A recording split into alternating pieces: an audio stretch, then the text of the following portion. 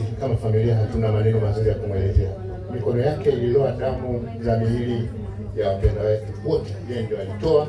Wale ambao wako hai kuhakikisha wanafika kwenye sehemu ya huduma ya afya, na kuhakikisha wale ambao wanapoteza maisha wanafikishwa kupumzishwa kwa ajili ya maradhi mengine.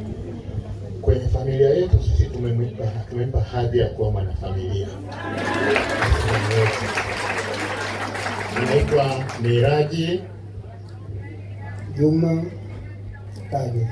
Miraji Juma Kadi.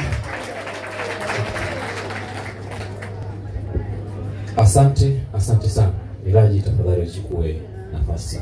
Mungu akubariki sana kwa namna ya pekee kwa moyo huo. Jamani, wengine tunao la kujifunza kwake.